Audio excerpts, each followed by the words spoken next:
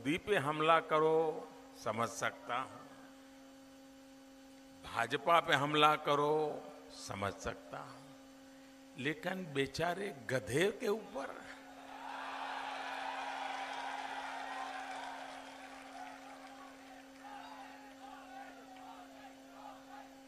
आपको गधे का भी डर लगने लग गया क्या? अरे वो तो सैकड़ों किलोमीटर दूर है, आप इतने घबराते काहे हो?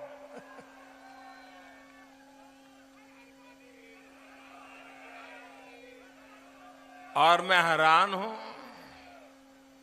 ये आपकी जातिवादी मानसिकता,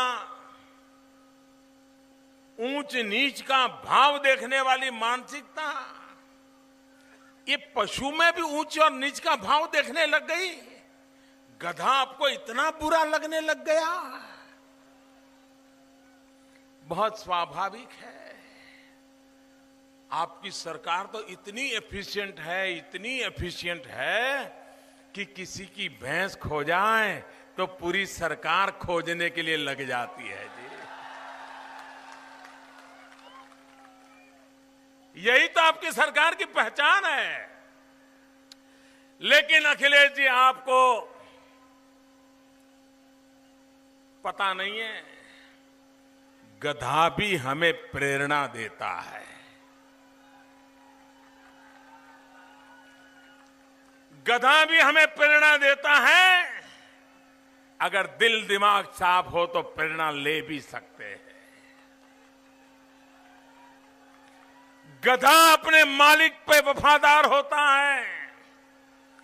गधा अपना मालिक जितना काम ले उतना करता है और कम से कम खर्चे वाला होता है। कम से कम खर्चे वाला होता है।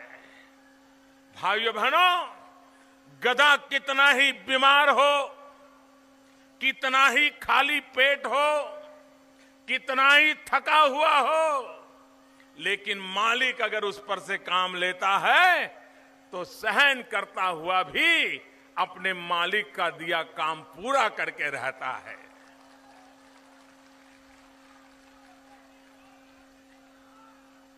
अखिलेश जी, ये 125 करोड़ देशवासी मेरे मालिक हैं। वो मुझसे जितना काम लेते हैं मैं करता हूं, बिना छुट्टी लिए करता हूं, थक जाऊं तो भी करता हूं, कभी भूखा रहा तो भी करता हूं, क्योंकि गधे से प्रेरणा लेता हूं और बड़े गर्व से लेता हूं, ताकि इन 125 करोड़ मेरे देशवासियों के लिए गधे से भी ज्यादा मजदूरी करके उनके लिए काम आऊं, इस गौरव के साथ काम करता हूं।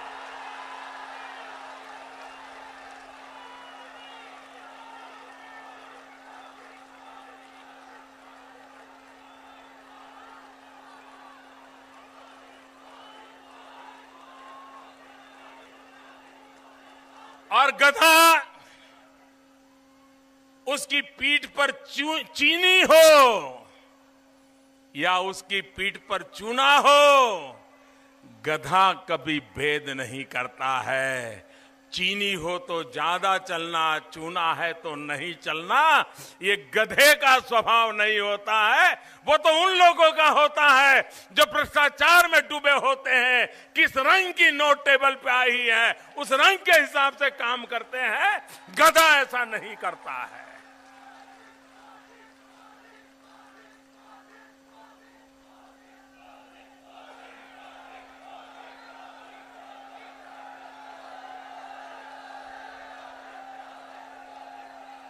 और अखिलेश जी, जिन गुजरात के गधों को, उन गधों पे आपको इतनी नफरत है, लेकिन वही गुजरात है जिसने दयानंद सरस्वती को जन्म दिया था। वही गुजरात है जिसने महात्मा गांधी को जन्म दिया था। वही गुजरात है जिसने सरदार वल्लभ भाई पटेल को जन्म दिया था। अरे वही गुजरात है भगवान कृष्ण ने यहां से जाकर के वहां बसना पसंद किया था। और इसलिए अखिलेश जी, ये देश हमारा है, हर कोना हमारा है। ये नफरत का भाव आपको शोभा नहीं देता है।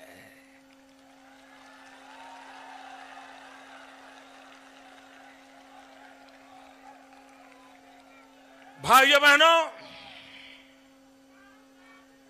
अखिलेश जी के अज्ञान के संबंध में तो मैं क्या कहूं, लेकिन अच्छा होता कि जिनको आपने गले लगाया है उनको भी जरा गौर से देखते, उनको भी जरा समझने का प्रयास करते। आपको पता होना चाहिए, जिनको आपने गले लगाया है उनकी जब सरकार थी, यूपीए की सरकार थी, जिनके गले लग करके आप लोगों से वोट मांग रहे हो, उस यूपीए सरकार ने 2013 में इसी गधों का पोस्टल स्टैंप निकाला था।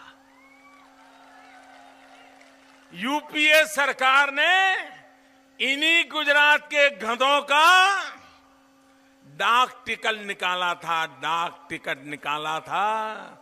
अखिलेश जी, वो गधा कितना होनहार होगा, वो गधा कितना महत्वपूर्ण होगा, ये अब आपको समझ में आ गया होगा। भाइयों बहनों, मैं हैरान हूं, उत्तर प्रदेश जो पूरे हिंदुस्तान को मीठा कर देता है, मेरा किसान जो गन्ना पैदा करता है, वो गन्ने का किसान इसी बहराइच की सभा में मैंने कहा था, लोकसभा के पहले, कि गन्ना किसानों का जो बकाया है, हमारी सरकार आने के बाद पुराना बकाया हम पूरा कर देंगे। 32 लाख किसानों के खाते में सीधे पैसे जमा कर दिए और वो बकाया हमने पूरा कर दिया था। क्या कारण है कि उसके बाद गन्ना किसानों को पैसे नहीं देते हैं? उन चीनी कारखाने वालों से आपका क्या रिश्ता नाता है कि गन्ना किसानों की सुनवाई तक नहीं होती है? ये मैं पूछना चाहता हूं। भाइयों बहनों, मैं भारतीय जनता पार्टी उत्तर प्रदेश की इकाई को हृदय से बधाई देता हूं कि उन्होंने कहा है कि 11 मार्च को चुनाव के नतीजे आएंगे, 13 मार्च को पूरा हिंदुस्तान होली के रंग में रंग जाएगा। ये विजय की होली होगी और उसके बाद भारतीय जनता पार्टी की सरकार का गठन होगा। और भारतीय जनता पार्टी के मैनिफेस्टो में वादा किया है कि सरकार बनने के बाद जो पुराना बकाया है वो जल्दी से जल्दी लौट दिया जाएगा और आगे से गन्ना किसानों का भुगतान 14 दिन में करने की परमानेंट व्यवस्था कर दी जाएगी। ये काम हमने किया। भाइयों बहनों, मैं भारतीय जनता पार्टी उत्तर प्रदेश को इसलिए भी बधाई देता हूं कि उन्होंने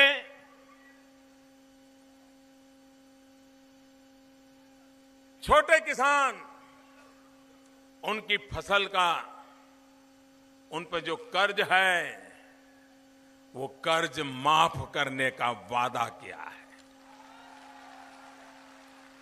मेरे बहराइच के भाइयों बहनों, आपको पता है मेरा बहराइच से नाता कितना गहरा है।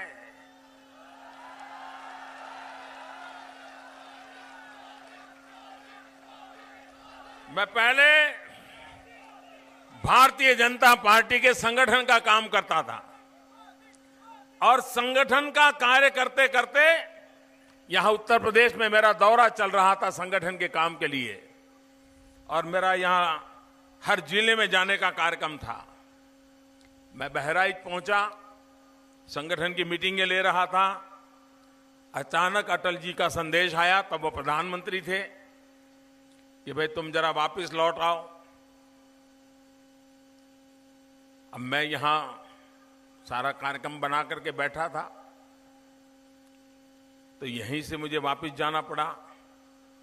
और बहराइच में भारतीय जनता पार्टी के संगठन महासचिव के नाते मेरी आखिरी मीटिंग हुई, और यहां के जाने के तुरंत बाद मुझे मुख्यमंत्री के रूप में काम करने की जिम्मेवारी आ गई।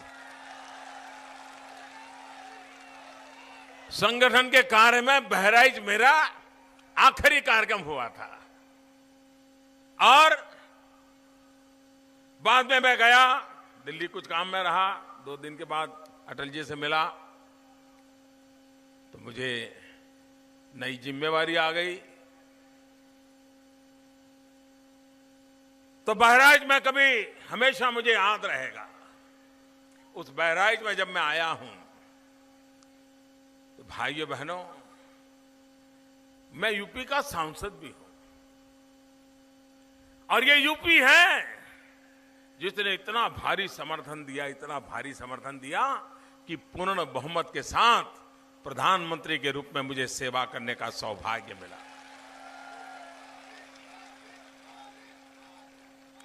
भाइयों बहनों, यूपी के सांसद के नाते मैं बहराइच के भाइयों बहनों को वादा करता हूं कि भारतीय जनता पार्टी की सरकार गठन के तुरंत बाद जब उसकी पहली मीटिंग होगी, तो यूपी के सांसद के नाते मैं ये देखूंगा कि पहली ही मीटिंग में किसानों की कर्ज नाबूदी का निर्णय हो जाए। भाइयों बहनों, ये हमारा बहराइच ब्रह्मा से जुड़ा हुआ, लेकिन आज उसकी पहचान बन गई है खनन माफिया, खदान माफिया, रेत माफिया, बालू माफिया, शिक्षा माफिया, पानी और वन्य संपत्ति का भी माफिया। कैसा करके रख दिया भाई। ये ब्रह्मा की भूमि बस लूट खसोट की भूमि बना दी। भाइयों बहनों, ये बंद होना चाहिए कि नहीं होना चाहिए? ये सब बंद होना चाहिए कि नहीं होना चाहिए? सब चीज कानून से चलनी चाहिए कि नहीं चलनी चाहिए? और ये सब रोका जा सकता है, ऐसा नहीं कि नहीं रोका जा सकता। आज तो टेक्नोलॉजी और विज्ञान की ताकत इतनी है कि खनन माफियाओं को 1 मिनट के अंदर पकड़ा जा सकता है, उनको सीधा किया जा सकता है। लेकिन भाइयों बहनों, जो निर्णय करते हैं वही माफिया करेंगे तो कौन बचाए जी? अगर पानी ही आग लगा दे तो क्या होगा जी? भाइयों बहनों, मैंने सुना कुछ दिन पहले कि यहां पर महिलाओं के स्वास्थ्य में भी काफी बेईमानी की खबरें आई हैं। कहते हैं कि कोई 65 साल की महिला, उसको 3 बार या शायद 5 बार प्रसूता दिखा करके पैसे मार लिए गए। बताओ साहब, चोरी करने में भी कोई हद पार कर दी इन लोगों ने। ये कैसा काम करते हैं? ये दोनों को देखिए, दोनों ये मिलके चल रहे हैं ना, वोट मांग रहे हैं। ये हमारे बहराइच में सरयू नहर परियोजना, जब श्रीमती इंदिरा गांधी थी तब 1978 में सरयू नहर परियोजना का शिलान्यास हुआ था। आज करीब 40 साल होने आए, 40 साल। भाइयों बहनों, यही लोग सरकार चलाते थे, दिल्ली में भी यही चलाते थे, उत्तर प्रदेश में भी यही चलाते थे, लेकिन आपकी वो परियोजना पूरी नहीं हुई। भाइयों बहनों, हमने सत्ता में आने के तुरंत बाद हमने तय किया है कि इस परियोजना का संपूर्ण काम हम पूरा कर देंगे और उसके लिए हमने धनराशि भी अलॉट कर दी है। भाई, अगर काम करना है तो कैसे होता है, ये इसका नमूना है। भाइयों बहनों, 2015 में हमने निर्णय कर लिया था और उसका 78 करोड़ की योजना, जो आज 10,000 करोड़ की योजना बन गई है और 12 लाख हेक्टेयर को भूमि को सिंचित करने की उसकी ताकत है, ताकि यहां के किसानों का भाग्य बदले। इस काम को हम करना चाहते हैं। भाइयों बहनों, यूपी में कानून व्यवस्था चौपट हो चुकी है। आज उत्तर प्रदेश में उजियारे में भी सूरज तपता हो तब भी अकेली बहन बेटी घर के बाहर जा सकती है क्या? जा सकती है क्या? रात के अंधेरे में तो कल्पना ही नहीं कर सकते हैं। भाइयों बहनों, राम और कृष्ण की इस धरती पर बहन बेटियों का जीना इस प्रकार से मुश्किल करने वाले लोग कौन है? कौन है ये लोग? हर थाने को समाजवादी पार्टी का दफ्तर बना दिया है।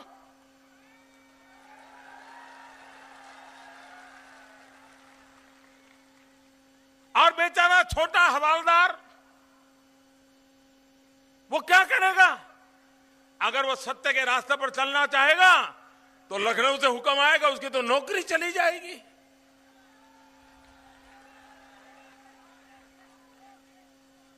ये काम कर रहे हो।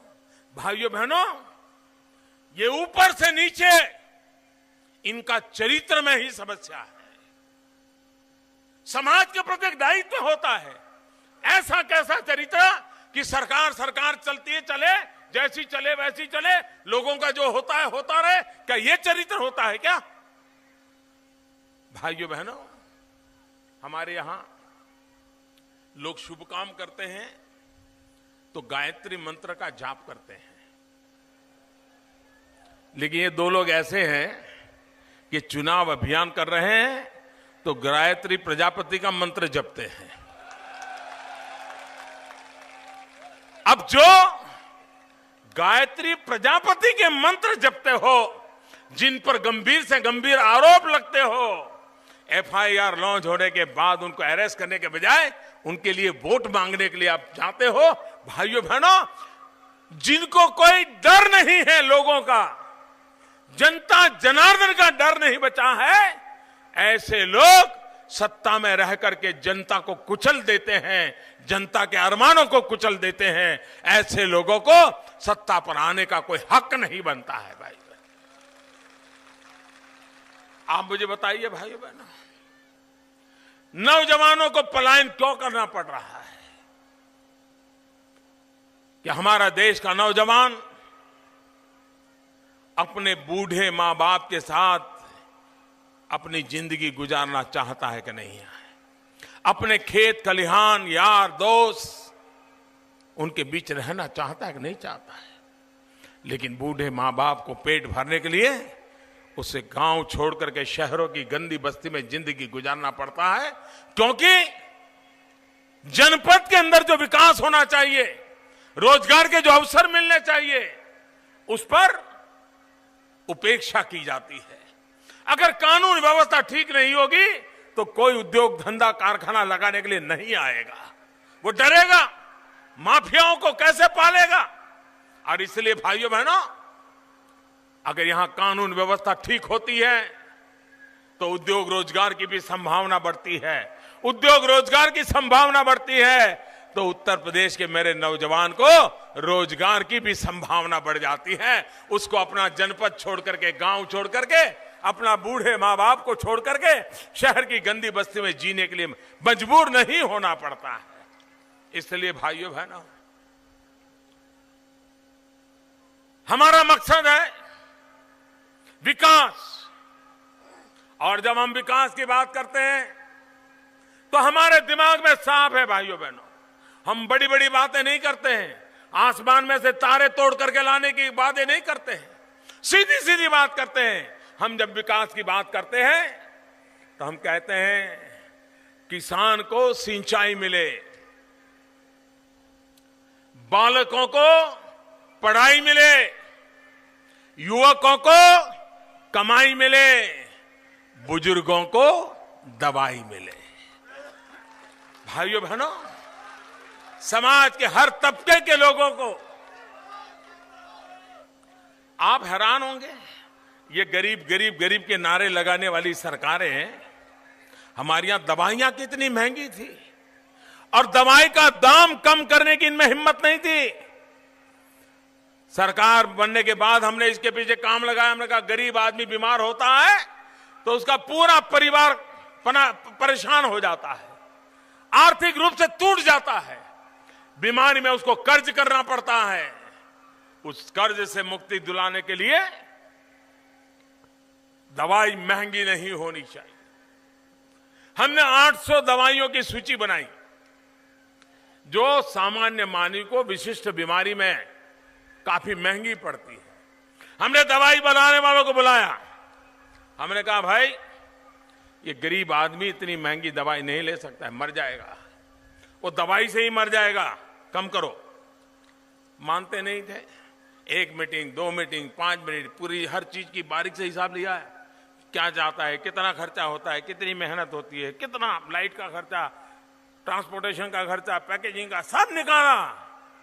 और भाइयों बहनों, महत्व की जो 800 दवाइयां हैं उसके दाम हमने कम कर दिए।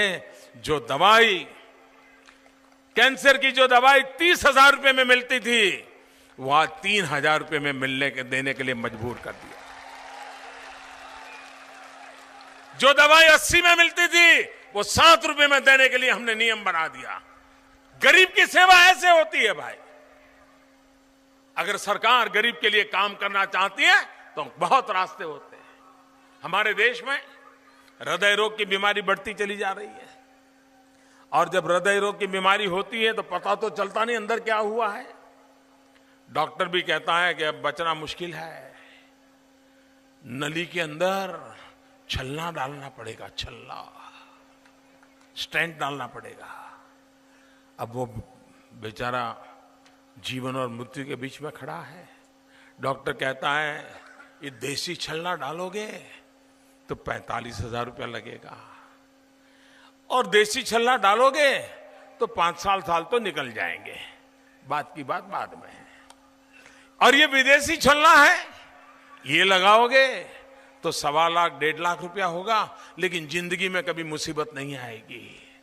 तो गरीब आदमी भी सोचता है कि भाई अच्छा होगा 1.5 लाख वाला लगा दो, मकान गिरवी रख देंगे, जमीन गिरवी रख देंगे, गहने गिरवी रख देंगे, लेकिन जिंदगी तो बच जाएगी।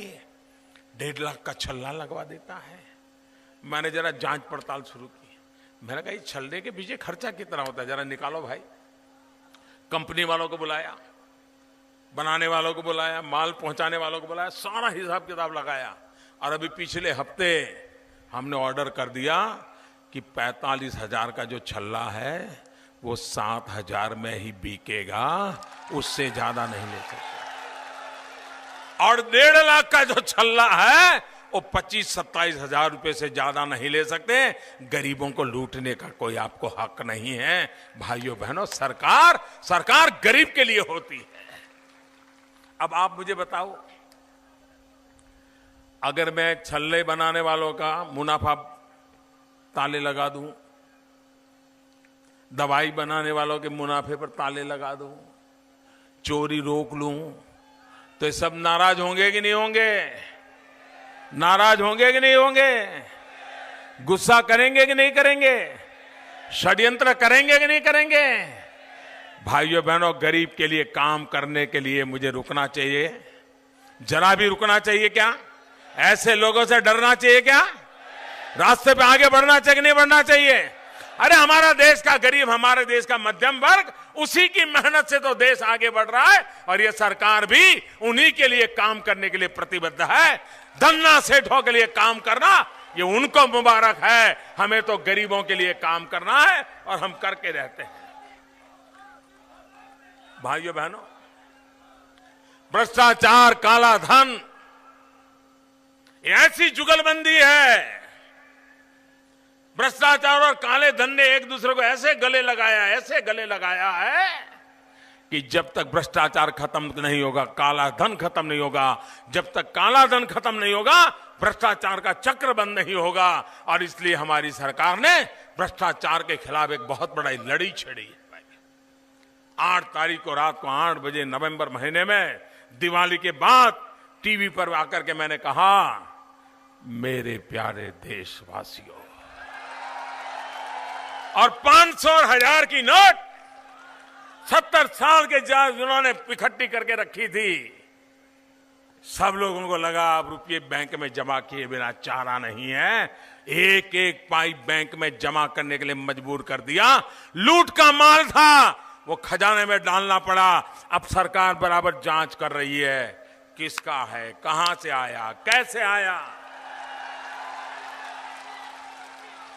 भाइयों बहनों, देश को लूटने का किसी को हक नहीं है। और मैं छोटे व्यापारियों को कहना चाहता हूं, मेरा छोटे व्यापारियों से कोई झगड़ा ही नहीं है जी। मान लिए छोटे व्यापारी ने गलती की होगी तो क्या की होगी? 80 रुपये का माल 90 रुपये में बेचा होगा, 50 रुपये का माल 55 में बेचा होगा, कुछ ज्यादा मुनाफा खाया होगा। सरकार को उसने अपना हिसाब देना है तो 100 का हिसाब देने के बजाय उसने 80 का दिया होगा, 20 रुपये का नहीं दिया होगा।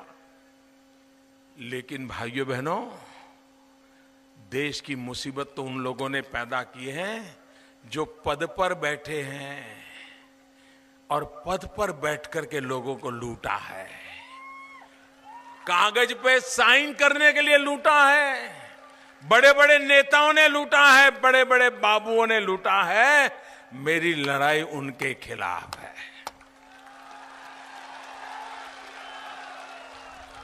फाइल एक जगह से दूसरी जगह पे ले जाने के अगर पैसे लिए हैं तो उससे बड़ा जनता के साथ कोई द्रोह नहीं है। वो सब निकाल के रहने वाला हूं भाइयों बहनों। और मुझे इस काम के लिए आपके आशीर्वाद चाहिए भाइयों बहनों। भ्रष्टाचार को खत्म करके देश के गरीबों के कल्याण के लिए काम करना है। और मैंने देशवासियों को वादा किया है, 70 साल जिन्होंने देश का लूटा है वो मैं गरीबों को लौटा के रहूंगा। ये काम करने के लिए निकला हूं भाइयों बहनों। भाइयों बहनों, इस चुनाव में अब मतदान पास में है, भारी मात्रा में मतदान कीजिए, भारतीय जनता पार्टी को विजयी बनाइए, उत्तर प्रदेश में भारी बहुमत से मजबूत स्थिर सरकार बनाइए, कानून व्यवस्था को पुनः प्रस्थापित कीजिए, माफियाओं से मुकाबला करने की ताकत दीजिए। आप देखिए, उत्तर प्रदेश को जैसा आप चाहते हैं वैसा बनाने की दिशा में हम चल पड़ते हैं कि नहीं चल पड़ते हैं। इसी एक विश्वास के साथ मेरे साथ पूरी ताकत से बोलिए, भारत माता की, भारत माता की, भारत माता की। बहुत बहुत धन्यवाद भाइयों।